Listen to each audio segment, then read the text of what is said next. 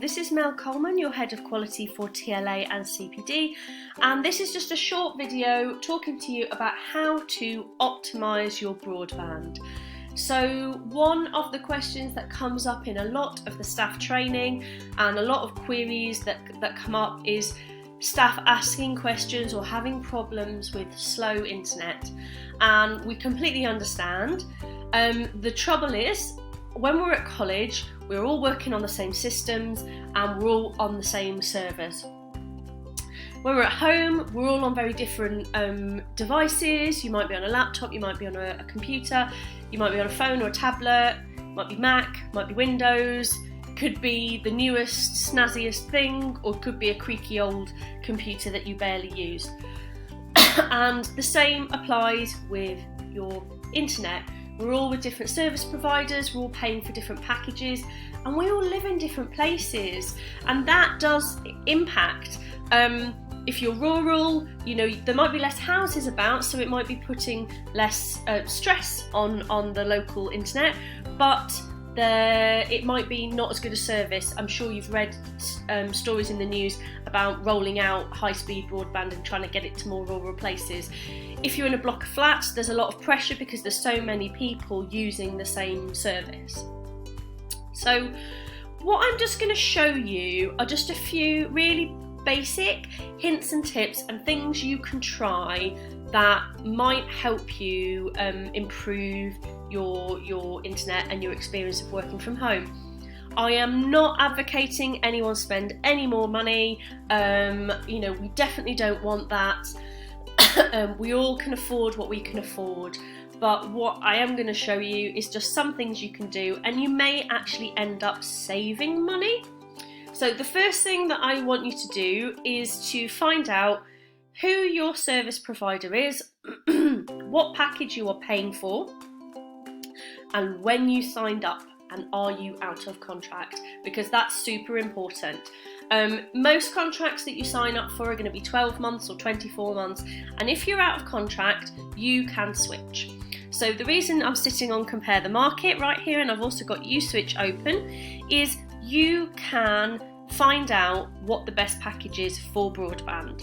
And it may be that there's a better package with higher speed internet for less money, so you may actually end up saving money. It's the same way you might do it for your gas, electricity, or your travel insurance. You can do this for your broadband, and I think a lot of people, if you're anything like me, sometimes you just can't be bothered to search if there's a better deal, and you just let it roll on because it's easier. But actually there might be something better, and I think with the summer holidays coming up, that would be a really good time for you to find out. So you can look into your broadband packages here, and the same on Uswitch, money saving supermarket. I'm just going to accept all cookies. So you can switch for best of broadband. So you just put in your postcode and you can find out what packages you can get and for how much money, and often there might be, like I say, a better deal for less money. So it's really useful to do this, and the same if you move house actually, because what's a good provider in one part of the country isn't necessarily a good provider in another. So when I lived in London, I lived quite near Kingston, I was with PlusNet, fine, no, I don't have any problems. But when I was moving to where I live now in Aldershot, I did a quick search and found out the PlusNet in my area was rubbish and didn't have a very good rating and didn't have high speeds, so I moved to Virgin Media. So definitely try and find out, and if you can, look at a different broadband package. If you are still in contract or you don't want to change, there is something you can do called a speed test. So there is one on here actually, you can just see it there, but this particular website is the one I tend to use, and it's just called Broadband Speed Checker.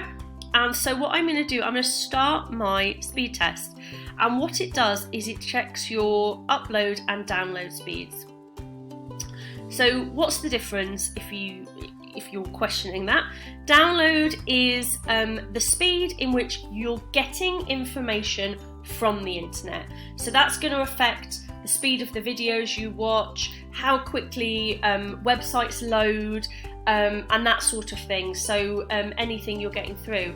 And your upload speed is the information that you're putting onto the internet.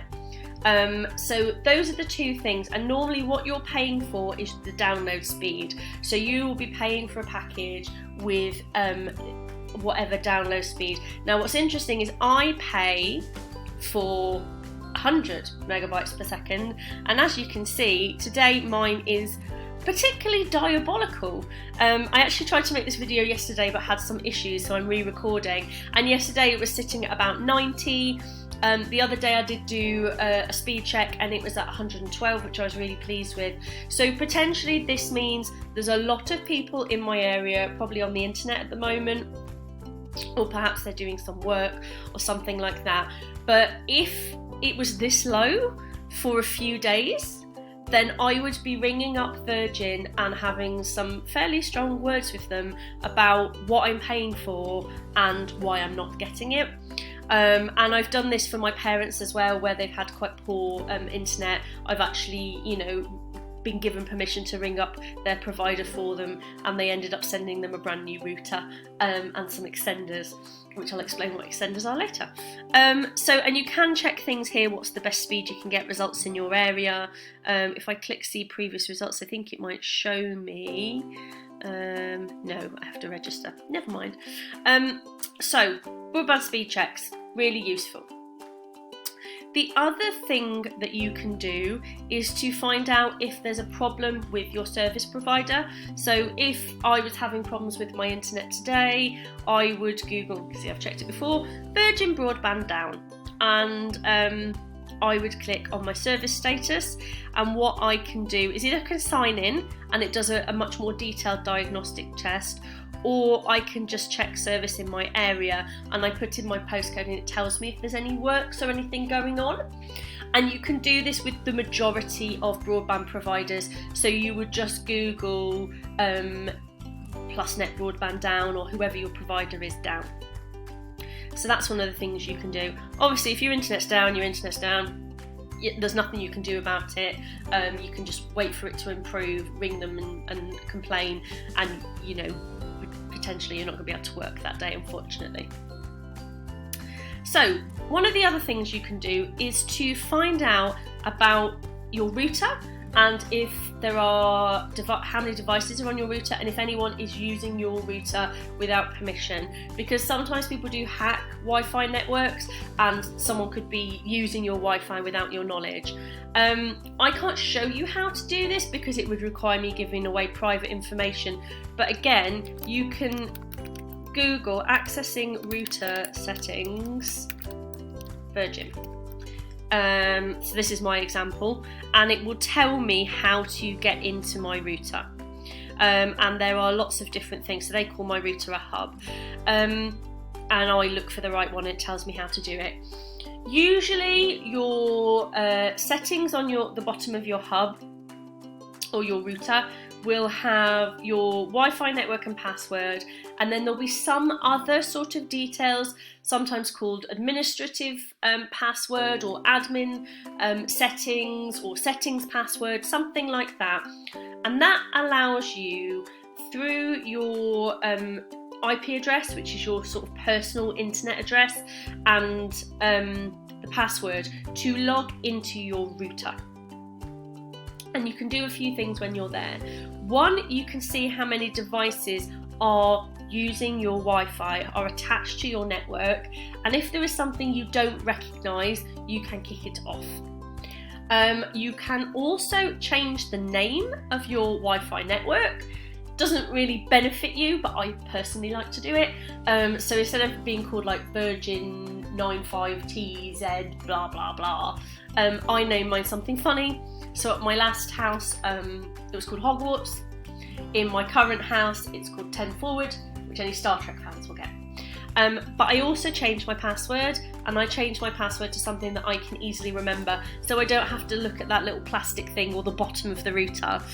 When a mate comes over and goes, "Can I join your Wi-Fi?" I don't have to look it up, it's something that I know.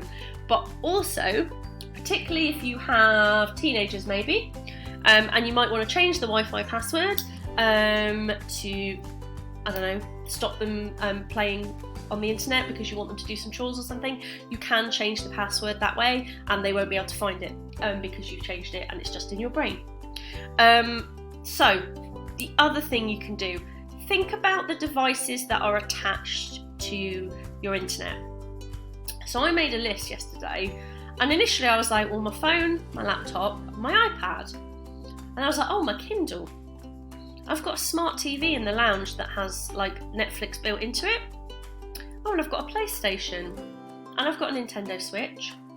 And upstairs I've got a Chromecast attached to my TV, like an Amazon Fire Stick.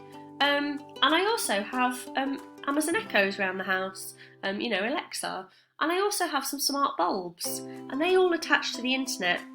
Now, I'm not advocating you remove them all, but what you can do is make sure certain things are switched off. So make sure the TV's switched off, make sure any consoles are switched off, and you can turn off background app refresh. So for example, your phone or your devices might be refreshing all the time and getting updates all the time, and that's just putting a drain on your Wi-Fi. So if perhaps you're in a meeting and it's running slowly, you could switch your phone into airplane mode and it might just take the pressure off your Wi-Fi. Obviously, where you live, if you live in a block of flats or you have a lot of neighbours in a very sort of dense area, there's nothing you can do about the amount of people online. And obviously, if you have a partner or you have a family, there might be a number of you using the internet at the same time, and it's just unavoidable. But there are things you can do, like you can buy things called extenders, which extend the Wi-Fi further in your house. So if you have a large house or thick walls, or perhaps you want to work in the garden, you plug them in and they sort of boost your network further away. If you're having a really bad day with really poor internet, you can go into the room where your router is. So I normally work in my dining room, but my router is in the lounge. So if my internet was really bad, I'd go and sit in the lounge. And you can even, and not everyone can do this, I say this with a caveat, is you can actually plug your laptop directly into your router using an Ethernet cable. I don't have that option for my laptop because I have a Mac and it doesn't have an Ethernet port. Ethernet is the cable, you probably recognise it looks a bit like a phone line. If you're as old as me or older, you might remember dial-up, good old dial-up internet. And you can plug directly into your router and you're not then relying on the Wi-Fi, but that's like a super extreme thing. But these are just some things you can think about. It may help, it may not, but it's just doing what we can to share knowledge with people and give you things to think about that might support you, particularly because none of us expected this current situation. None of us ever expected to be working from home. A lot of us didn't have the setup for working from home, and it may just be that you want to think about these things and have a go and see if it helps you improve your working from home life, because that is the most annoying thing in the world, to have slow internet and not be able to do what you want to do. So I hope that was useful, and I look forward to giving you more training videos in the future.